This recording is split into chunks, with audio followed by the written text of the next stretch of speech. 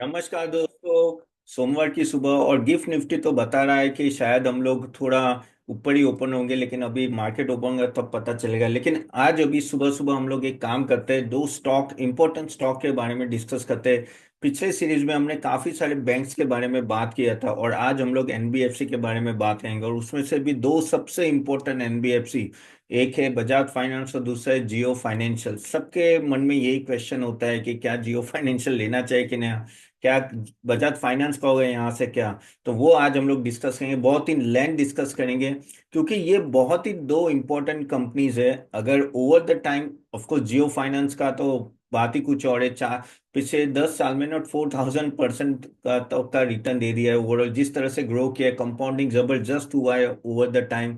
और ये स्टॉक ऐसा है कि नो कभी भी देखो ये स्टॉक ने परफॉर्म किया दे, हाँ बीच में नीचे जाता फिर वापस ऊपर आ जाता। अभी वो सिर्फ, जब मार्केट इतना डाउन है, वो सिर्फ 4% डाउन है अपने टॉप से, लेकिन उसके सामने जियो फाइनेंशियल 43% डाउन है।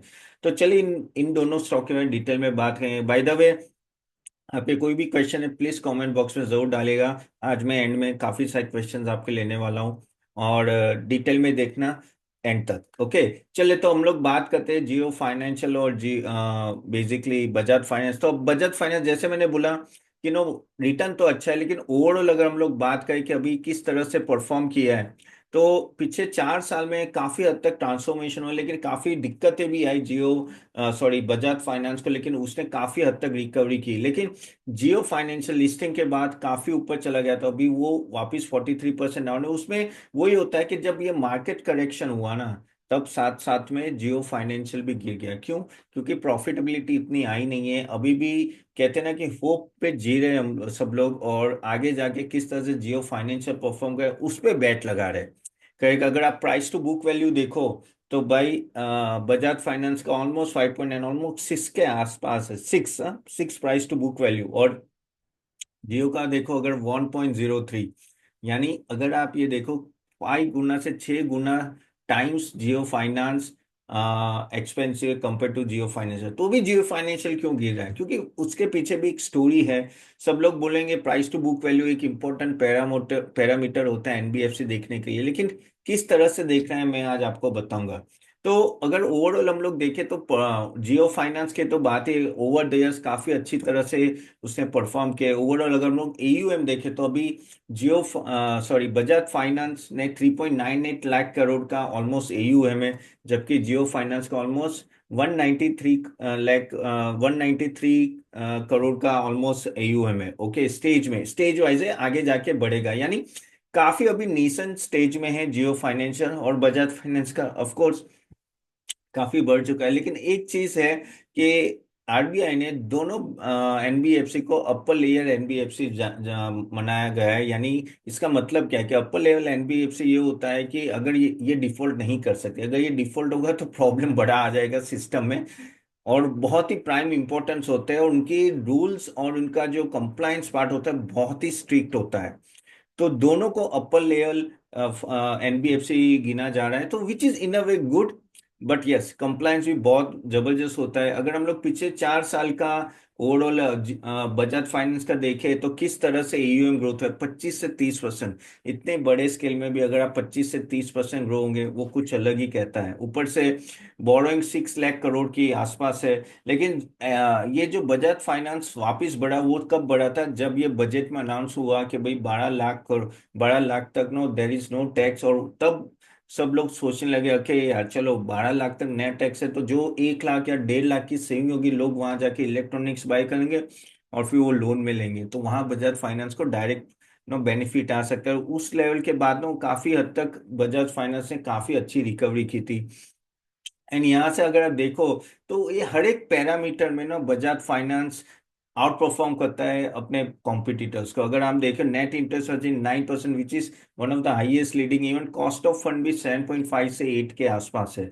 सो इस तरह से कोई प्रॉब्लम नहीं है, और इतने सालों से बजाज फाइनेंस है तो उनका कस्टमर एक्विजिशन बहुत ही बड़ा है, ऑलमोस्ट 14 मिलियन, यानी 1.4 करोड़ एनुअली वो लोग करते हैं। और प्रोडक्ट लॉन्च भी काफी डिजिटल, गोल्ड लॉन्च और माइक्रो फाइनेंस और हर जगह है, तो इसके वजह से इनको फायदा होता है। जबकि जियो फाइनेंस हम लोग अगर की बात करें तो उनका सबसे बड़ा कस्टमर बेस क्या है जो अभी स्टार्ट हो रहा है, और वो है जियो कस्टमर और रिलायंस रिटेल के कस्टमर है। 400 मिलियन कस्टमर है, 40 करोड़ से आसपास है, तो वो भी बड़ा है।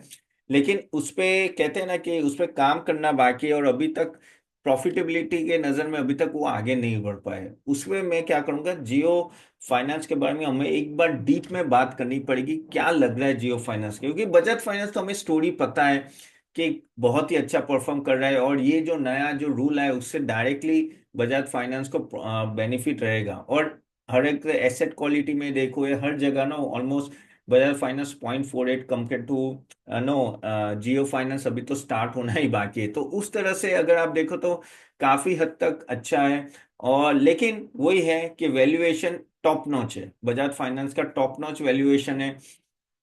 5 के ऊपर, 4 के ऊपर प्राइस टू बुक वैल्यू पे ग्रो करना थोड़ा टफ हो जाता है, लेकिन then also Bajaj finance is able to perform over the years. अभी एक काम करते हैं कि हम लोग एक काम करते हैं कि एक बार वापस जियो फाइनेंस को थोड़ा डिटेल में जानते हैं, क्योंकि बजाज फाइनेंस का तो डेटा आपको मिल जाता है, जियो फाइनेंस के कौन से बेसिकली बिजनेस है और यहाँ से कैसे ग्रो करेंगे ये बहुत ही जानना जरूरी है। क्योंकि अगर जियो फाइनेंस यहाँ से ग्रो करना है तो उनके सभी बिजनेसेस ग्रोथ इंजन बहुत भागना चाहिए। ओके, तो जैसे मैंने बोला कि ऑलमोस्ट 450 मिलियन जियो यूजर्स है, 200 million Reliance retail customer directly उनके कस्टमर बन जाते हैं, या तो डेटा, वो कहते हैं ना मुकेश अंबानी ने बोला था डेटा इज न्यू ऑयल। तो उनके पास डेटा सब कुछ है। अभी उनका फोकस एरिया क्या रहेगा जियो फाइनेंस का कुछ सालों में, 2 से 5 साल की मैं बात करूं तो, एक है asset management, broking business, lending business, insurance business, payment and fintech and leasing business. इन सब बिजनेस में इनका फोकस होगा। मैं थोड़ा 5-10 मिनट थोड़ा डिटेल में बात करूंगा जियो फाइनेंस, तो आपको पता चलेगा कि आपको इस स्टॉक में बने रहना है कि नहीं रहना है। अगेन उनका हमेशा वही है कि मास मार्केट पेनिट्रेशन है, तो वही है कि इतना बड़ा डेटाबेस है, उसको कैसे वो यूज करें और नए नए कस्टमर बनाए। तो देखो, अगर हम लोग अलग अलग बिजनेस की बात करें तो यहाँ से अगर हम लोग एसेट मैनेजिंग की बात करें तो उन्होंने डायरेक्टली ब्लैक रॉक, अब ब्लैक रॉक अकेला का AUM पूरे वर्ल्ड ओवर है $10 ट्रिलियन। यानी इंडिया का टोटल GDP है 3.5 ट्रिलियन। इंडिया से ढाई ढाई गुना बड़ा है। ओके, उनसे उन्होंने JV की है, और ऑलमोस्ट 1240 करोड़ का इन्वेस्टमेंट है। और इनिशियली 1 से 3 साल में वो पहले म्यूचुअल फंड लॉन्च करने वाले, टारगेटिंग ETFs, एंड बाद में वो ऑलमोस्ट कह सकते हैं टॉप 10 EMC में एंटर हो जाए, उस तरह से वो प्लान करे। अभी तक लॉन्च नहीं हुआ, लेकिन this is the plan what they have. Broking business में प्लेटफॉर्म अभी बन रहा है, लेकिन डिजिटल ब्रोकिंग बिजनेस वो बोल रहे हैं कि, और वेल्थ मैनेजमेंट वो 25-26 ये साल के एंड या आसपास नो या नेक्स्ट साल तक वो लॉन्च करने वाले हैं। और वो डायरेक्टली कॉम्पीट करेंगे जरोदा, अपस्टॉक, एंजल, और उनसे डायरेक्टली कॉम्पीट में, क्योंकि at the end of the day they also want to become number one. Lending NBFC की बात करें तो वो पर्सनल लोन, फिर no loan against lease and no leasing, then loan against mutual fund, no उस तरह से lending and loan against property सब में वो एंटर होना चाहते हैं। ओवर द टाइम एक 3 से 5 साल में वो 50,000+ करोड़ का लोन बुक हो वैसा वो टारगेट कर रहे हैं। एंड अगेन इंश्योरेंस में भी वो एंटर करेंगे, जहां वो already 31 insurance partner already board हो चुके हैं, और काफी हद तक नो इंश्योरेंस पॉलिसी भी बेचेंगे। Cross selling via Reliance retail, aggressive digital distribution वो उनका मेन पार्ट होगा, क्योंकि उनका इतना बड़ा नेटवर्क है, तो वहां से वो बेसिकली एंटर करेंगे। और इवन अंडर राइटिंग में भी एंटर करने वाले। डिजिटल पेमेंट, जियो पेमेंट बैंक वो लॉन्च होगा, रीलॉन्च होगा, और उसमें नो कासा अकाउंट और सब होगा। अभी बेसिकली इंटीग्रेट वो जियो प्लान अभी कर रहे हैं, अभी तक हुआ नहीं है, लेकिन हाँ काफी हद तक नो जियो पेमेंट गेटवे एक बड़ा पेमेंट गेटवे की तरह अंतर होगा। तो वहाँ भी बड़ी कंपटीशन, लेकिन बड़ा स्कोप है, बहुत ही बड़ा स्कोप है। तो उसमें भी एंटर होने वाला है। तो आप बोलेगे यार तपन चलो यार ये प्लान सब ठीक है, लेकिन आप बताओ प्रॉफिट कब होगा, कब होगा? क्योंकि at the end of the day अपना जो स्टॉक प्राइस तभी बढ़ेगा जब ये प्रॉफिट होगा। क्यों? Jio financial 1 price to book value में, और अपना बजाज फाइनेंस अराउंड 5.5 to 6 है, क्योंकि अभी तक प्रॉफिट दिखाया नहीं है जियो फाइनेंस ने। ओके, तो अगर हम प्रॉफिटेबिलिटी की टाइम बात करें तो लैंडिंग इनकम जो होगी इंटरेस्ट एंड फीस, वहां वो लोग बात करें कि 1 से 2 साल में आना लगेगा, और 5 से 10 साल में उनका अच्छा खासा प्रॉफिट ना होगा, और ROE भी 10 से 15 से बढ़ के 18 से 20 का लैंडिंग बिजनेस में वो लोग प्लान कर रहे हैं। इनिशियली वो 10 तक जाएंगे, फिर वो 18 से 20 का प्लान करने वाले हैं 5 से 10 साल में। अभी 1-2 साल में, अभी तो वो कहते हैं ना ब्रेक इवन हो जाए तो भी बहुत है। इवन म्यूचुअल फंड एएमसी में भी वो लोग को रहे कि ब्रेक इवन 3 से 4 साल में होंगे, और हाई ऑपरेटिंग लिवरेज होगा। और यहाँ से फिर वो है ना 25 to 30% प्रॉफिटेबिलिटी वो एसेट मैनेजमेंट कंपनी से ही वो प्लान कर रहे हैं, और उनका स्केल प्लान करके 1 लाख करोड़ से ज्यादा इनका ईयू में हो। तो आप देख रहे हो ना, पूरा 5 से 10 साल तक जा रहा है। इवन अगर हम लोग इंश्योरेंस बिजनेस की बात करें तो जैसे मैंने बोला कि ऑलरेडी 31 पार्टनर्स है। 2-3 साल में फिक्स सेलिंग करके शायद वो ब्रेक इवन हो जाए, लेकिन अच्छा खासा 5 to 10% रेवेन्यू कंट्रीब्यूशन और स्टेबल इनकम वो लोग 5 से 10 साल में एक्सपेक्ट कर रहे हैं। पेमेंट एंड फिनटेक जहां तो प्रॉफिट लाना बहुत ही मुश्किल हो जाता है, तो वो बोल रहे कि यहाँ इनिशियली ब्रेक इन आते आते 3-4 साल लगेंगे। ओके, और बेसिकली वो भी 5 से 10% टोटल प्रॉफिटेबिलिटी में भाग रहेगा। अगर यानी टोटल जो प्रॉफिट पूल होगा उसमें 5 से 10% पेमेंट गेटवे रहेगा, लेकिन वो भी 5 से 10 साल में। तो कहने का मतलब ये कि इनके प्लान जो है ना वो काफी लंबे हैं। अगर आप देख रहे हो तो जैसे मैंने बोला कि 2-3 साल में तो शायद यहाँ सब ब्रेक इवन होने की बात हो रही है। सही में प्रॉफिट अगर इन लोगों को करना है, वो प्लान करे, तो वो है 5 साल के बाद दे आर देते कि हाँ वहां से उनको प्रॉफिटेबिलिटी में बढ़ोतरी होगी, वहां से प्रॉफिट बढ़ेंगे। सो ये चीज आपको ध्यान में रखनी है। तो ओवरऑल इनका इकोसिस्टम सही है, लेकिन वही है कि मार्केट क्या कहता है, मार्केट भाई अभी क्या है, अभी क्या है, और वो जो अनसर्टेनिटी होती है ना वो फैक्टर इन करते हैं इनके वैल्यूएशन में। तो वन का प्राइस टू बुक वैल्यू है, वो बताता है कि अभी भी मार्केट श्योर नहीं है कि इनका एग्जीक्यूशन कैसे होगा। Correct. So this is what you have to understand why this company is being valued at so low level. The reason is this only. अभी हम लोग जब जियो फाइनेंस और बजाज फाइनेंस की बात करें तो दोनों का इकोसिस्टम अलग है। जैसे जियो फाइनेंस का लोअर कॉस्ट एक्विजिशन है, और बजाज फाइनेंस का पूरा ट्रैक रिकॉर्ड है 15-20-25 साल का। तो अभी क्या है कि जियो फाइनेंस क्रेडिबिलिटी ले रहा है, अभी क्रिएट कर रहा है, अभी भी वो कहता है ना पैर जमा रहा है। अब धीरे धीरे पैर जमेंगे तब जाके इसकी क्रेडिबिलिटी आएगी। अगेन ओवरऑल अगर हम लोग बात करें तो आगे जाके भी फिनटेक में अगर जियो फाइनेंस को फाइट करें तो डायरेक्टली पेटीएम फोन पे होगा। तो फोन पे और पेटीएम क्या उनको ऐसे ही आने देंगे क्या? बहुत ही जबरदस्त फाइट होगी। लेकिन जैसे मुकेश अंबानी की कंपनी है तो फाइट तो जबरदस्त देगी, लेकिन हाँ आगे जाके देखना कि किस तरह से वो करेंगे। देखो ये जो रेवेन्यू स्ट्रीम है, ये जो प्रॉफिटेबिलिटी के जो स्ट्रीम है वो बहुत ही जबरदस्त है। अगर चल गया तो बजूका है, ये बहुत ही बड़ा, यानी बजाज फाइनेंस को भी पीछे छोड़ सकते हैं, उस सेक्टर में जा रहे हैं। लेकिन execution is the key. But one thing is also that that आप सोच सकते हो कि भाई over the years Mukesh Ambani की कंपनी जो है एग्जीक्यूशन में काफी हद तक अच्छी रही है। तो जैसे जियो ने टेलीकॉम में हाहाकार मचाया, तो क्या Reliance retail is also number 1 currently. Jio Reliance retail retail business में नंबर 1 है, जियो टेलीकॉम में नंबर है। तो क्या जियो फाइनेंशियल बजाज फाइनेंस को पीछे और क्या आगे आएगा? तो वो आपको 3 साल 5 साल के बाद ही पता चलेगा, 1-2 साल में पता नहीं चलेगा। हाँ रेगुलेटरी रिस्क और वो सब होते हैं। देखो ये इस एरिया ऐसा है ना कि जहाँ रेगुलेटरी रिस्क रहेंगे, रूल्स में फ्लॉ होंगे, यानी ना कुछ फ्लॉज होंगे और पेनल्टी लगी, ये सब तो चलता रहेगा। लेकिन अपर लेयर एमबीएफ से तो फोकस भी बहुत रहेगा। तो अगर प्रॉफिटेबिलिटी के जैसे मैंने टारगेट बोला कि अगर आप सोच रहे हो कि जियो, तो ऐसा कोई बजूका नहीं है कि 1 साल 2 साल में, 1 से 3 साल मॉडरेट प्रॉफिटेबिलिटी होगी, मॉडेस्ट होगी ट्रेजरी गेन्स और वो सब लैंडिंग एक्टिविटी में। 3 से 5 साल में थोड़ा आने लगेगा इंश्योरेंस एएमसी बिजनेस और लैंडिंग बिजनेस में से थोड़ा थोड़ा, मे बी आरओई 8 से 10 के आसपास होगा। लेकिन 5 से 10 साल में एक्सपेक्टेशन है कि वो 15 से 18% के आरओई में जाएंगे, और प्रॉफिटेबिलिटी 7,000 से 10,000 करोड़ अक्रॉस द सेगमेंट होगी। So break even time AMC का अगर हम लोग बात करें तो 3 से 4 साल, ब्रोकिंग का 2 साल मिनिमम, पेमेंट का भी 3 से 4 साल, और लैंडिंग का 1 से 2 साल। तो भाई इस तरह का है। तो अगर आपको ये मैंने क्यों डिटेल में बताया कि आप अगर जियो फाइनेंस में इन्वेस्ट करना चाहते हो तो आपको ये सब चीजें ध्यान में, तो आपका क्या ये लंबा टेन्योर है इन्वेस्टमेंट करने का, तो ही जाना। और हाँ तो आप बोलोगे तपन लेकिन 3 साल के बाद तो जब तक मैं रहा हूं तब तो स्टॉक कहाँ का कहाँ पहुंच गया हो अगर वो प्रॉफिटेबल हो गया, तो हाँ मैं मानता हूँ। तो यहां से धीरे धीरे बढ़ के 3 साल में बढ़ सकता है। लेकिन इस पे क्या है कि आपको बस वही है कि उनके ग्रोथ पोटेंशियल जो है उस पे आप बैट लगा रहे हो, अभी कुछ है नहीं, कुछ है नहीं, आगे के लिए आप बैट लगा रहे हो।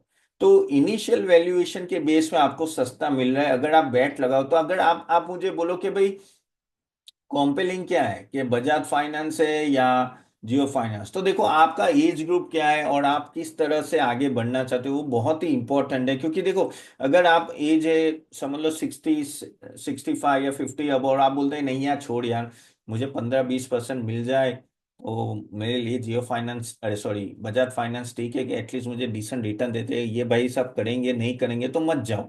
लेकिन अगर आप यंग हो और आपको लग रहा है कि यार देख चल गया तो भागता हुआ घोड़ा है, तो रिस्क ज्यादा है, लेकिन हाँ 5 साल 10 साल में अगर ये सब रेवेन्यू स्ट्रीम बढ़ने लगी तो क्या, तो अच्छा होगा, तो जबरदस्त। लेकिन देखो क्या होता है मैं बताता हूँ, कंपनी कोई भी नई आती है ना वो बताता है भाई ये कर लेंगे वो कर लेंगे, लेकिन सही में एग्जीक्यूशन क्या होता है वही तो देखना होता है। पेटीएम आया था तो पेटीएम भी आपको पता है किस तरह से वॉरेन बफेट ने लगा था और क्या हुआ। तो मैं ऐसा नहीं बोला ये हो सकता है, लेकिन that depends on the management, how it is going to take it business from here. Bajaj Finance has a track record of giving an extraordinary return, but too expensive, जबरदस्त एक्सपेंसिव, इस लेवल पे भी grow कर रहे हैं, heads of to them. बहुत ही difficult है इतने हाई लेवल पे इतने high price to book value में भी ग्रो करना।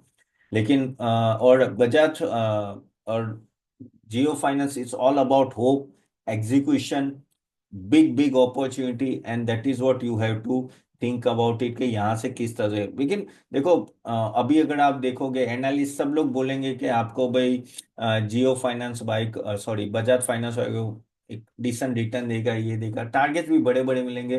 लेकिन हाँ तो डिसेंट चाहिए तो जाओ, और यहाँ थोड़ा रिस्की मुझे ज्यादा लग रहा है। ओके तो ये चीज आपको मैंने थोड़ा डिटेल में इसलिए बताया क्योंकि at the end of the day आपको शेकी, अगर जियो फाइनेंस तो शेकी रहेगा। क्योंकि देखो बजाज फाइनेंस एक ऐसी कंपनी ना जो अपना गाइडेंस देते हैं ना, तो गाइडेंस अगर वो बोलता है 25% से ग्रोथ होगा तो 30% ग्रोथ ला के रख देता है, करेक्ट। तो उस तरह से, लेकिन जब इनका आपका गाइडेंस इस तरह से आप बीट करते रखते हैं तो थोड़ा भी प्रॉब्लम आएगा तो उसमें स्टॉक तुरंत गिर जाता है। अब जियो फाइनेंशियल अभी तक तो भाई गाइडेंस ही नहीं दे रहे, अब सिर्फ बोल रहे हैं ये सब होगा ये सब होगा ये सब होगा। अब कब कितना होगा, that is the point you have to understand. And of course there is no comparison between Jio finance and Bajaj finance currently, because Bajaj finance, but ये सब पॉइंट के हिसाब से आप इन्वेस्ट कर सकते हो। होप आपको ये वीडियो अच्छा लगा होगा guys, and hope you are getting my point what I am trying to say. तो अगेन ये सिर्फ सजेशन है, आप अपना रिस्क प्रोफाइल देख के इन्वेस्ट करना है। ओके जैसे बोला Jio finance is highly risky, जबकि Bajaj finance is moderate risk और लेकिन थोड़ा हाई वैल्यूएशन है। ओके होप ये तो do like it and share it to everyone. अब चले आपके क्वेश्चन आंसर ले लेते हैं। ठीक है, बाय द वे गाइस आपको हमारे प्रोडक्ट्स भी देखने हैं, हम किस तरह से प्रोडक्ट्स दे रहे हैं। स्टॉक रिकमेंडेशन, जहाँ हम लोग stock recommendation, mutual fund, then ETF, bonds, IPO सबके लिए दे रहे हैं, तो प्लीज हमारे वेबसाइट पे जरूर विजिट कीजिएगा। एक अच्छा खासा मोर देन 50% ऑफर चल रहा है, if you want you can avail that. चलिए अभी मैं Q&A ले लेता हूँ। सो Q&A में 1 minute I just open YouTube. Questions आपके सर, प्रवीण सिन्हा बोले होल्ड और not in IndusInd bank. I think आप होल्ड कर सकते हो Praveen Sinha ji, 4744।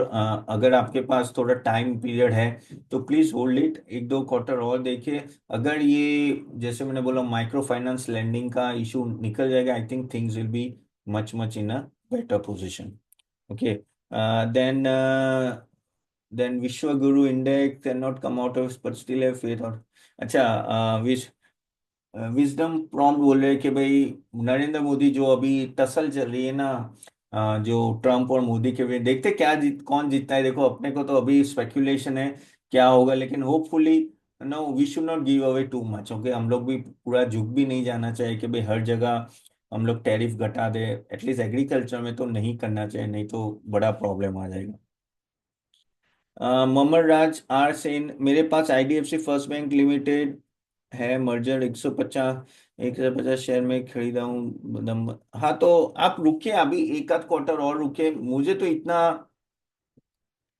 Honestly I am not too much bullish on IDFC, क्योंकि वो मैनेजमेंट बोल रही है लेकिन उस तरह से डिलीवर नहीं कर पा रहे ओवर द ईयर, सो जब तक वो रिजल्ट नहीं रहे तब तक मैं क्या बोलूँ, I am not too much bullish on that. Okay. Now Modi ji term की दूसरी डिस्ट्रॉय होगी मोदी जी, अच्छा। वही है कि यार देखो, ये जो ट्रम्प जिस तरह से बेसिकली प्रेशराइज कर रहा है इंडियन को, ओके, और इंडियन मैनेजमेंट को, वहाँ सॉरी इंडियन कॉमर्स मिनिस्ट्री को, अ, वो क्या होता है कि बाकी सब देशों को इतना प्रेशराइज नहीं कर पा रहा है तो इंडिया पे करने लगा है। और आज तो कल तो सुबह तो मैंने ये न्यूज में पढ़ा, ट्रम्प अपने प्रेस कॉन्फ्रेंस में बोले देखो इंडिया झुक रहा है, इंडिया को हमने एक्सपोज कर दिया कि तुम इतना टैरिफ लगा रहे हो। बहुत बड़बड़ा इंसान है, यानी कुछ भी बोल देता है। और ऐसा प्रेस कॉन्फ्रेंस बोला कि हमने इंडिया को दिखा दिया कि वो पूरे एक्सपोज हो गए कि कितना आप टैक्स लगा रहे हो। अभी देखो टैक्स तो लगा रहे थे, उसमें कोई डाउट नहीं है, लेकिन वो ये है कि अभी जिस तरह से बोल रहा है, अभी मुझे पता नहीं अब किस तरह से अपनी गवर्नमेंट एक्ट करेगी और कितना हम लोग झुकेंगे। झुकेंगे तो सही, लेकिन कितना झुकेंगे, that is the most important.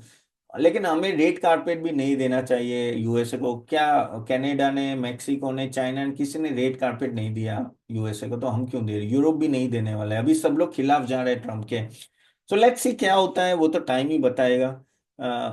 Mata promoter buying Shri vada ही बोले भाई यार, लेकिन आई am not too much bullish on Matar. Again, you can check your own, do your own research, then invest Shri Varasi. लेकिन आई थिंक मटार में अभी तक मैनेजमेंट से वो कहते हैं ना कि वो कॉन्फिडेंस नहीं आया है मुझे। वो बोलते कुछ है और होता कुछ है, दैट इज द प्रॉब्लम। वो है, प्रॉब्लम है। पूर्णा जना 8030 रिलायंस रिव्यू सर, रिलायंस अगर है आपके पास, पूर्णा जना 8030, तो प्लीज प्लीज रखिए। उसमें कोई प्रॉब्लम तो नहीं लग रही है अभी तो मुझे। आई think things may be better. काफी नीचे आ गया तो थोड़ा बाउंस बैक तो होगा। और मुझे लग रहा है कि ये ईयर एंड तक जियो अलग होगा टेलीकॉम का, तो आई थिंक वो वैल्यू अनलॉकिंग होगा, तो I think we should keep it. कुछ एरिया बोल रहे हैं Tanla platform has low P but price has crash more than 50%। Yes, Tanla तो बहुत ही जबरदस्त गिर गया है। एंड अभी तो क्या है कि ओवरऑल अगर आप बात करें कि नो, यहाँ इन सब बिजनेसेस में ना बहुत ऊपर भागे भी थे और बहुत नीचे गिर भी गए, लेकिन तो भी आप वेट कर सकते हो तांडला में। अभी तो 77% डाउन है, ऑल टाइम हाई से बहुत ही गिर चुका है। तो लेकिन वही है कि 3 साल का ओके है, रिटर्न भी ओके रहा 3 साल का, लेकिन ये साल में कैसा रहा इसका, तो थोड़ा क्वार्टर ऑन क्वार्टर नीचे था। अब अभी वेट कीजिए, लेना नहीं है, देखते रहो। तांडला को लेना नहीं है, थोड़ा रिव्यू करते रहो, बट हाँ काफी गिर चुका है, काफी गिर चुका है, लेकिन वेट एंड वॉच रखो इसमें। Sanjay Hegde, what is your opinion about Exilia solution? Exilia, 1 minute में देख लेता हूँ। एक्सिलिया सॉल्यूशन, वो ग्लोबल एयरलाइन और ट्रैवल इंडस्ट्री में दे रहे हैं अभी अपने टॉप से, तो वो ऑलमोस्ट अच्छा खासा गिर गया 38%। थोड़ा इंडस्ट्री पी के सामने तो ठीक है, नीचे ही है। आई थिंक ठीक है यार, ये स्टॉक तो ठीक लग रहा है, इतना खराब भी नहीं है। हाँ थोड़ा year on year sales growth थोड़ा कम आया था, बट मेरे हिसाब से आपको वेट करना चाहिए। पिछले साल का रिजल्ट ओके था, लेकिन आई थिंक एक आध क्वार्टर वेट करो। ठीक है, इतना बुरा भी नहीं और अच्छा खासा गिर चुका है अपने हाई से, so I think we should keep it, not a problem. Sanjeev ji, doctor Prakash, I always like your improve, thank you doctor Prakash. Ramesh Vora, very nice section of PSU, nice video. I think good investment BOB, 30% appreciation from here. देखो यार, मैं ऐसा नहीं बोलूँ कि SBI Bob PNB, और मैंने पहले भी क्लियर किया है कि मैं प्राइवेट बैंक्स पे ज्यादा बुलिश हूँ compare to PSU banks. PSU banks में प्रॉब्लम वही होता है कि यार कुछ नो कहते हैं ना कि कभी ना कभी एनपी आ गया तो प्रॉब्लम है, तो सो वो थोड़ा ध्यान में रखो। Then also I feel that मेरे हिसाब से one should go for private banks. PSU banks में थोड़ा आप थोड़ा केयरफुली करना है, so that is what my opinion Ramesh Vora ji. Then Pankaj Asar 2225, IndusInd bank इतना टूटा, मोतीलाल ने 1400 का टारगेट दे के रखा है, शेर खान ने 1200 कल या 93 से अब क्या करे? इंडसइंड बैंक में कुछ नहीं, आप वेट करो, और कुछ नहीं कर सकते। थोड़ा वेट कीजिए और फिर आप डिसीजन लीजिए। तो मेरे हिसाब से तो नो, आप मेरा नेक्स्ट वीडियो जो बना, ये वीडियो में जहाँ कमेंट की उसके दूसरा वीडियो में मैंने इंडसइंड बैंक के बारे में बात की है, तो आप वो जाके जरूर देखिएगा इंडसइंड बैंक को। मेरे हिसाब से कंपेयर टू आईडीएफसी फर्स्ट और मैंने कौन सा यस बैंक लिया, तो मैंने इंडसइंड बैंक ज्यादा प्रीफर किया, तो वो वीडियो जरूर देख लीजिएगा पंकज जी। तो पता चलेगा। Ashok Bhavle blindly post a video on IDFC first bank. I think ये सैटरडे अशोक भावे 2 to 6 में मैंने आईडीएफसी फर्स्ट बैंक का वीडियो पोस्ट किया है, प्लीज जाके जरूर दीजिएगा। उसमें मैंने बताया कि क्या क्या क्या मुझे लग रहा है आईडीएफसी फर्स्ट बैंक के लिए। चलिए यहाँ तक रखते हैं guys, so thank you very much for joining, hope आपको ये वीडियो अच्छा लगा होगा। Please do like it and share it, और आपके क्वेश्चन जरूर डाल दीजिएगा। And I see you soon next time, see you then, bye bye.